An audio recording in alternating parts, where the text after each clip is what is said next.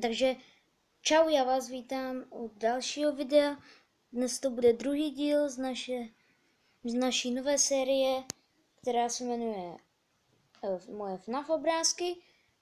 První díl už jsem natočil a tenhle díl natáčím asi 3 nebo 4 hodiny potom díle, který jsem vydal. A proč to natáčím hned? Protože já jsem měl takovou chuť zase malovat, tak jsem namaloval dalších 6. Jdeme na to. Takže já tady rozkládám teda ty, co už jsme měli. Takže tady máme teda Chiku a Papeta, Bonnieho, Cupcake, Phantom Freddyho, Nightmare Puppeta a Wither Bonnieho. A teď tady k těm 6 obrázkům přidáme dalších 6. Takže první tu máme Puppeta. Tenhle obrázek jsem kreslil asi 5 minut, protože to bylo fakt jednoduchý. Hlava, krk, oči, slzy, tvářičky a asi tam to nevím, co to má. Ale teď se dívám a vidím, že jsem mu zapomněl vybarvit pusu. No, to nevadí. Další tu máme Plush Trapper. Na toho už mi nevystačila zelená tady, nějak vidíte, ty byly čáry, takže proto je takový, ale ten mi trval aspoň 10 minut, no 15. Další je Purple Guy.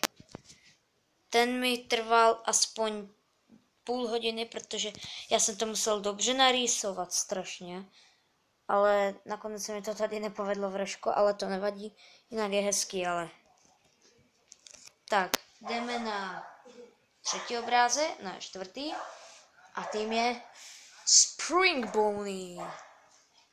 Ten se mi jako asi z těchto všech líbí nejvíc, protože ten se mi fakticky povedl. Pokud někomu z vás se nelíbí, mě to nevadí, každý má jiný vkus. A mně se fakt teda líbí. Tohle jsou mimochodem dráty, které čouhají, koukají ze střechy. Dalšího tu máme Toy Bonnieho.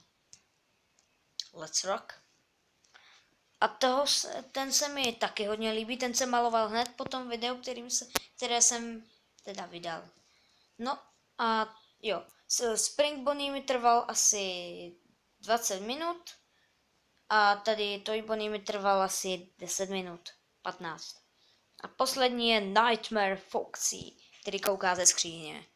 A ten se mi fakt moc líbí, ale více mi líbí teda ten Spring Bonnie.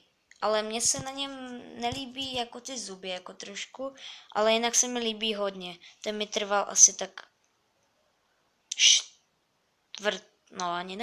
možná 20 minut. Takových 20 minut mi trval. A tak no, a tady máme teda naši celou sadu. Počkejte. Tak. Celá sada. Dalších 6.